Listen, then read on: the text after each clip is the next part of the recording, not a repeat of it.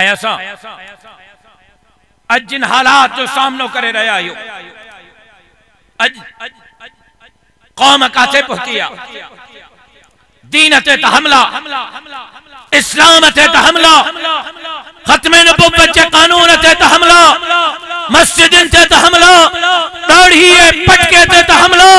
लेकिन हाणे कौम के भी अघूर निंड सुतारे वियो, कौम पंहिंजनि मसलन में उलझल हुजे ताकि हे धरती जे तरफ, धरती जे मसलन जे तरफ, मुल्क जे तरफ ऐं मुल्क जे बेहतरी जे तरफ सोचे न सघनि। किथे बदअमनी जी बाह में अवाम परेशान, उन्हनि के अमन मिले त कंहिं ॿी ॻाल्हि ते सोचनि न। किथे कबाइली झेड़नि में हेवार चढ़ियल आहिनि, कबाइली झेड़नि मो जान छुटे त कुछ सोचनि न। किथे बेरोजगारी अवाम जो रत चूसियो, किथे भुख बदहाली अवाम जो रत चूसियो, किथे आबादकार कर्जन मथा कर्ज खणी पंहिंजा फसल खणी करे पुराणन कर्जन मां जान छड़ाए नवन कर्जन में हिन ॾींहों ॾींहुं सारिन जा कणक जा फसलन जा अघ केराए करे आबादकार के परेशान रखियो तो वने, ताकि आबादकार खुशहाल थे ही न, खुशहाल न थींदो, सोचींदो न, मुल्क तरक्की न कंदो, ताकि असां पंहिंजे मुल्क के जियां वणे तीअं भिंग कंदा वरतऊं, माण्हू पंहिंजनि मसलनि में उलझल हुजनि। को बेरोजगारी जे बाह में, को कर्जन जे बाह में, को तालीम जे फुकदान में, को बदअमनी जे बाह में, ऐं सोने ते सुहागो। मां जिम्मेदारी से तो ॻाल्हायां, कैमराउन जे साम्हूं, मीडिया जे साम्हूं त अॼुकल्ह मनसूबो इहो आहे त नौजवान नस्ल के तबाह कयो, नौजवान नस्ल खराब थे, ताकि इहो सोचे न सके पंहिंजे धरतीअ जे लाइ, पंहिंजे मुस्तक़बिल जे लाइ, पंहिंजे मुल्क जे लाइ, पंहिंजे इनक़िलाब जे लाइ।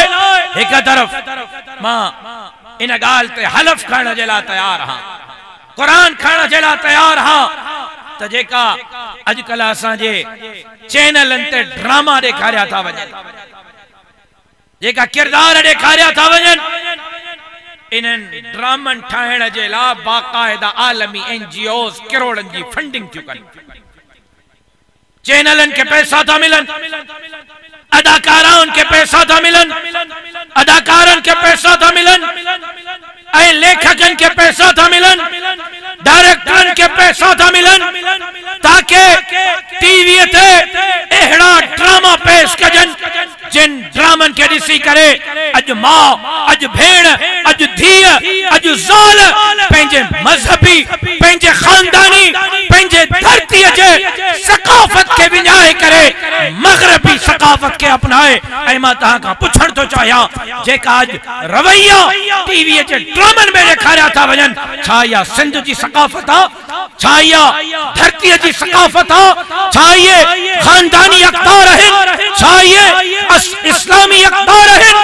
ऐं बाक़ाइदा करोड़नि जी फंडिंग करे अहिड़े क़िस्म जा ड्रामा ठाहे तहांजे अमड़ के, भेण के, न्याणीअ के, धीअ के, ज़ाल के ॾेखारिया था वञनि, ताकि उहा पंहिंजे इस्लाम जे सकाफत का, इस्लाम जे तालीमात का, धरती ऐं खानदान जे सकाफत का बाग़ी थे। घर घर में झेड़ो हुजे, ज़ाल मुड़स खां बेज़ार हुजे, धीउ पीउ खां बेज़ार हुजे, भेण भाउ खां बेज़ार हुजे। मूंखे ॿुधायो अॼु घर घर जी इहा कहाणी आहे या कोन्हे? जवाब ॾियो। अॼु माइन ते कंट्रोल आहे तव्हांजो? अॼु बेड़ो ग़रक़ आहे।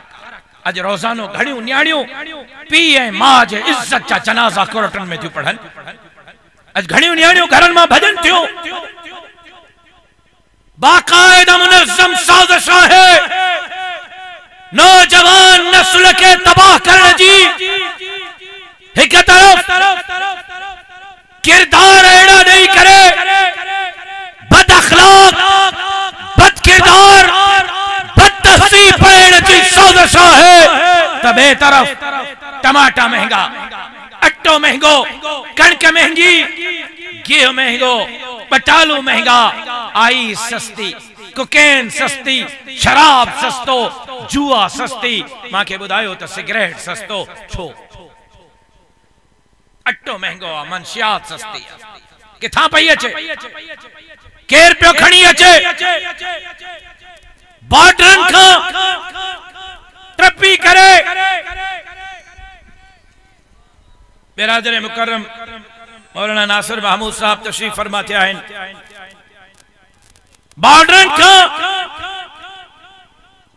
पुलिस के मौजूदगी में, रेंजर्स के मौजूदगी में, आर्मी के मौजूदगी में, लॉ एंड ऑर्डर कायम कंदड़ इदारन के मौजूदगी में या मनशियात सखर ताई रोड़ी ताई या मनशियात गोठ गोठ घिटी घिटी ताई किए थी पहुंचे। मनसूबा बंदी है तो नौजवान के चरस में, आयुष में, कोकेन में, शराब में एतरो उलझाए छयो जो है नशे में धुत पयो हुजे, ताकि है न पंहिंजे धरती के बारे में गौर है फिक्र करे सके, न पंहिंजे मुस्तकबिल के बारे में सोचे सके, न इन धरती ते इस्लाम ऐं शरीयत जे निज़ाम जे लाइ सोचे सके। एक तरफ टीवी के जरिए तबाही, बे तरफ मनशियात के जरिए तबाही, टे तरफ अवाम जो फैसलो हिकड़ो ऐं रिजल्ट के बिया।